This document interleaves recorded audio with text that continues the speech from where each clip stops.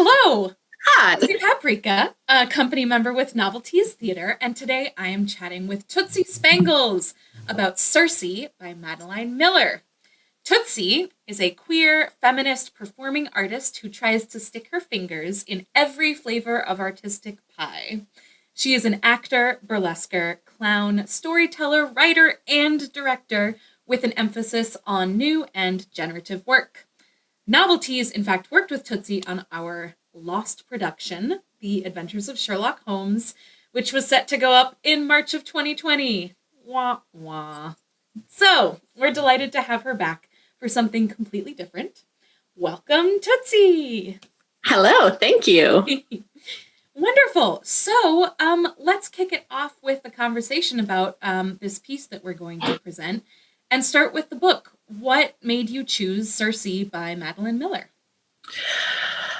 So I chose Circe for a couple of different reasons. Probably the most clear and concise is that it is one of my favorite books that I've read in the past few years.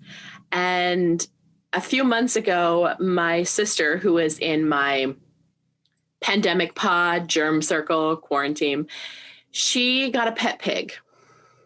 So I was like, well, let's make this happen.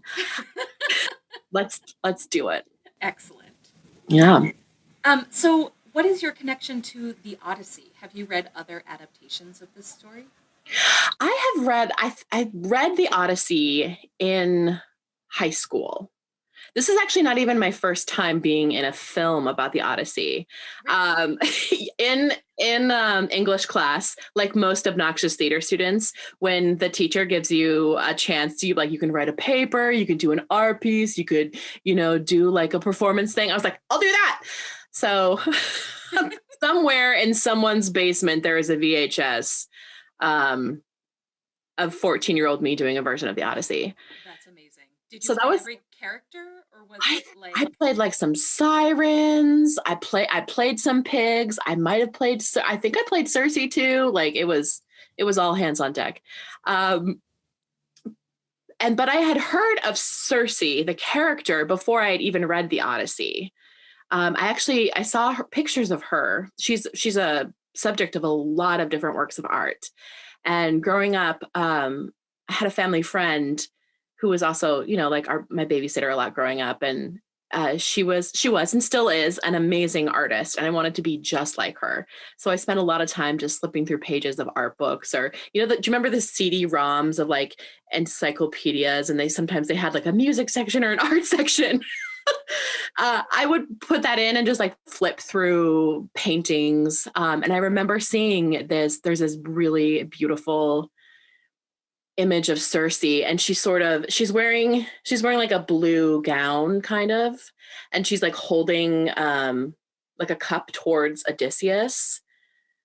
And she has like a very strange look on her face, and she's in one of my favorite like genres of art. It's like not an official one, but it's like one titty out. You know how a lot of like beautiful these beautiful like women, they're always like kind of topless or have just like one boob like ready to pop out. Mm-hmm. Oops, so, what happened there? It just happens just one titty out. Yeah. And it's such a beautiful, I remember just seeing it and staring at it for a long time and being like, this is very exciting. And I saw her in other pictures, like the name kept popping up, but I didn't have any connection that it was like a part of the Odyssey. I didn't really know what the Odyssey was. So that was the first time that this character of Circe appeared to me. That's fascinating. Novelist Madeline Miller specializes in retelling myths and legends of the ancient world in ways that give voice to characters other than the classical hero. Her 2018 novel, Circe, chronicles the life of its titular goddess, who has played small but pivotal roles in many ancient myths. Most readers would know Circe as the goddess who beguiles Odysseus and turns his men into pigs, but her magic also touches Jason and Medea in Apollonius of Rhodes' Argonautica, and just nearly misses Aeneas as he circumnavigates her island in Virgil's Aeneid. In these stories, Circe is primarily known as a witch and a temptress. Interpretations of her mythic powers have changed over time.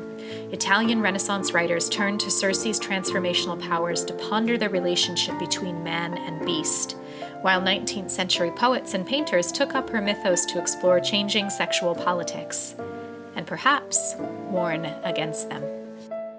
That's fascinating. Yeah. So that was going to be my next question, was how did Miller's version change your idea of the character of Circe, or did it? Well, I think, when I saw, pictures of her, and then when you read the Odyssey, or when I read the Odyssey, Circe is she's a tiny character in it. She really just like makes a small appearance in it. So in a lot of these artistic depictions, she's powerful, she's sexy, she's full of rage, she's surrounded by these magnificent beasts. And then in the story, she's just like, she's there for a hot minute. She throws herself like at Odysseus's feet, and we don't really hear much from her after that. So it was definitely like, it was, I don't know, I thought it was a disappointing depiction. And so like reading Circe and then hearing her, what her background is, where she came from, why she started turning men into pigs, really like giving her story like its full breath. That was really exciting to me. And Madeline Miller has talked about this in a lot of her some of her other talks that she's done, and a lot of like Greek tragedies or Greek stories, women are either sort of simpering or wives, or they're monsters and murderers. And they don't really get, there's not a lot of nuance to that. And I really love that like Circe, this book really gives Circe that chance. Absolutely. Yeah. I hadn't read Circe until you submitted this act, but I've been working on the Odyssey, so it felt like a natural fit. And then I read it in like 10 days. And I'm not really a fast reader, but I just kind of tore through it. But one thing that I found so interesting was that she is a complicated character. It's not just, oh, here's the good side of Circe. There's a lot of complicated feelings. Yeah. So yeah, that was really interesting to me. So thinking about how you then created this art piece in response to the novel, and we're going to watch it in just a moment, but I wanted to ask about the location, because the location almost feels like a character in your piece. And could you kind of set the scene of where you were and maybe what inspired you about the physical space that you were in? So I chose that location for a couple different reasons. First, it's located, my family has a cabin that is on Whidbey Island, and it is right near a nature reserve. So it's gorgeous. And it was also COVID safe. Like there's not a lot of people around there. So I thought that was like the perfect setting to have it be the island. So I spent like a couple years ago, I spent a chunk of time in Greece and down in the islands. And I remember, especially like on, what is it? I think it's Eos, where supposedly Homer's tomb is. Everything is just, every view, no matter what it is just like spectacular. And it's so dramatic. So I was thinking a lot about that when really picking out where I wanted to film it. And the second thing is, especially because Circe she's exiled to an island. And I feel like thinking about how much time she's going to spend there, being near the water and watching the tides and how the landscape changes, just like how much driftwood there is that comes in during different times of the year, and how much the tides like change every single day. Like it's a really interesting way to really like constantly be aware of how much time is passing. That feels really relevant for Yeah. a time when some of us are spending a lot of time in one place. Exactly. And that was, the first time I picked up this book was when I was living like a very different life, like we all were. I picked it up when I was in Paris at the Shakespeare and Company bookstore. And so I got to read it on like planes and trains and ferries. And, you know, I was like more like Odysseus, just like traveling around, having all these adventures. And then the next time I flipped through it, just like less than a year later, I picked it up. We were in quarantine and we're all sort of exiled to our own personal islands. A lot of different parts of that book definitely hit me very differently than before. I can imagine. So you created the piece obviously for this project. So you have been living in semi-quarantine. Do you feel like that affected how you were conceiving of it? Yeah, I definitely think it affected it. I mean, just really wanting to explore the themes of isolation, sort of that devastation that comes from that, endless time, and then how does your relationship change to your environment once you're just kind of staring down the barrel of sort of an endless amount of time at some place. Yeah, absolutely. Yeah. Well, given all that, let's watch your piece. All right.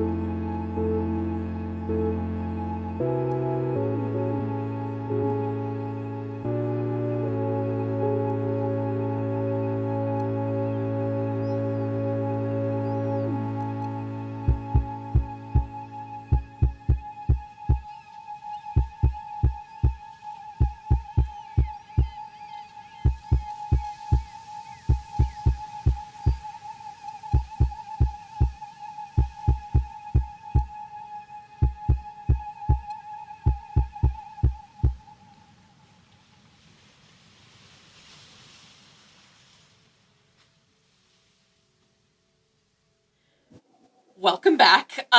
Yes, Circe. I feel like I had such a visceral reaction watching that spell happen, all of the little pieces, and then it kind of came to life in this really almost overwhelming way. And it was very exciting for me. So amazing. Thank you. Thank you. But let's get into the real hot goss about this piece. Let's talk about Mabel. I mean, Mabel. she was the obvious choice for the role of Pig, but what specifically did she bring to the role? Okay, so Mabel, what she brings to the role, she brings a little bit of levity.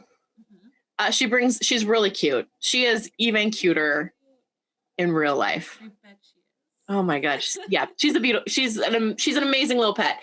But I wanted to make sure that when I was interacting with her, I never got too, I made sure that the power dynamic was very clear. So that I, go to pet her a little bit, but I drop her food on the ground and I tease her and make sure that she's always sort of following me. Which was how I was doing that, is I have a little shaker of food. She's very food motivated. So I'm wearing the cape and I have it under here and I'm just shaking it a little bit as I'm walking. And she's like, yeah, let's do this.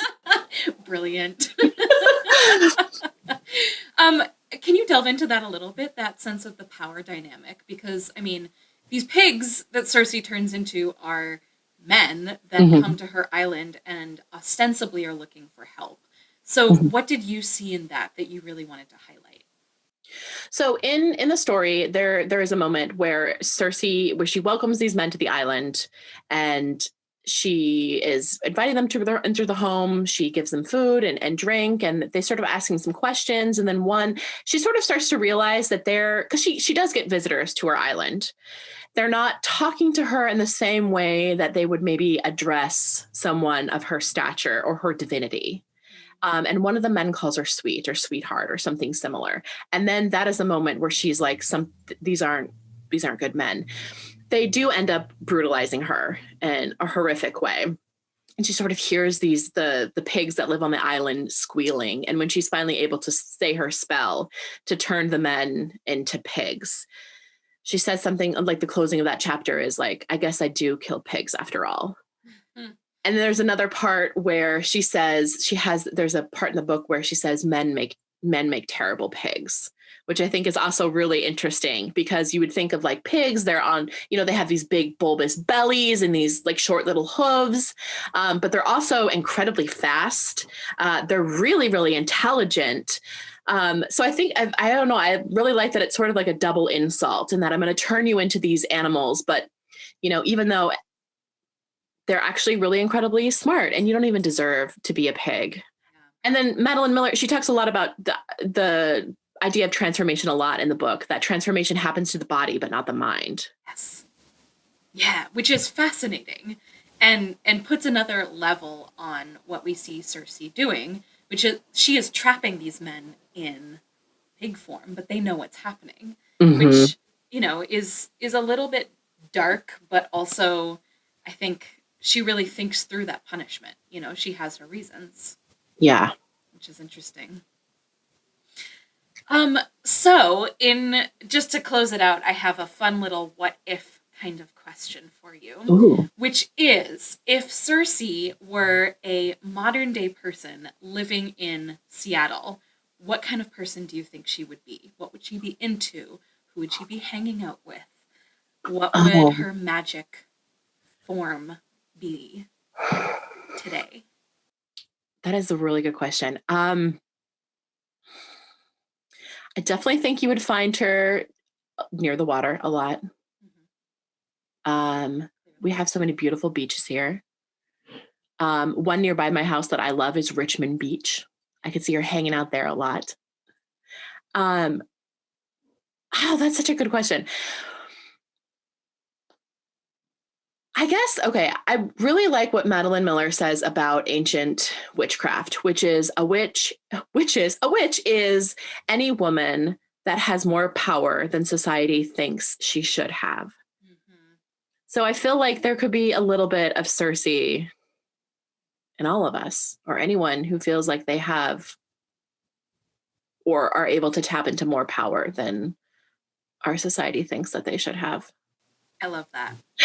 But I have been also thinking about, because they're turning this into an HBO series, which I'm so excited about. I think series make much better adaptations than movies, and there's been a lot of really great ones lately. So much there. We might as well do the whole thing. Yeah, let's just get into it over 8 hours.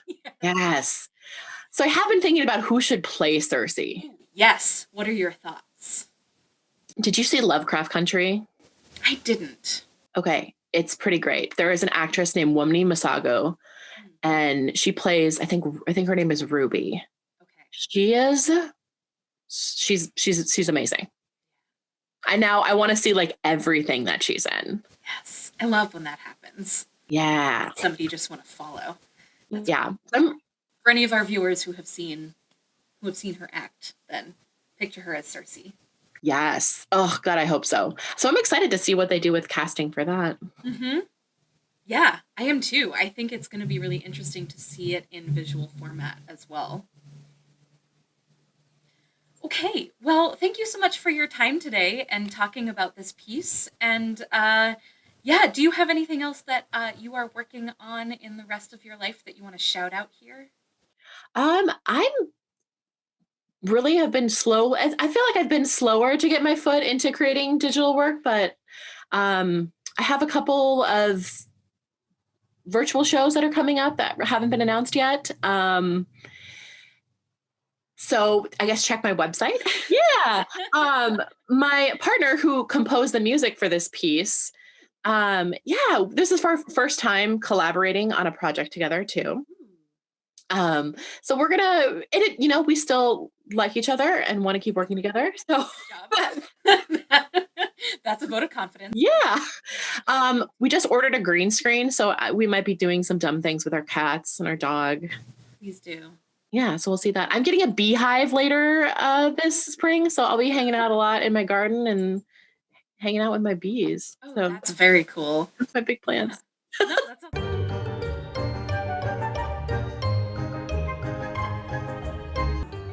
Thanks for watching Ekphrasis, a production of Novelties Theatre. If you enjoyed this episode, we invite you to make a tax-deductible donation through the link in the video description.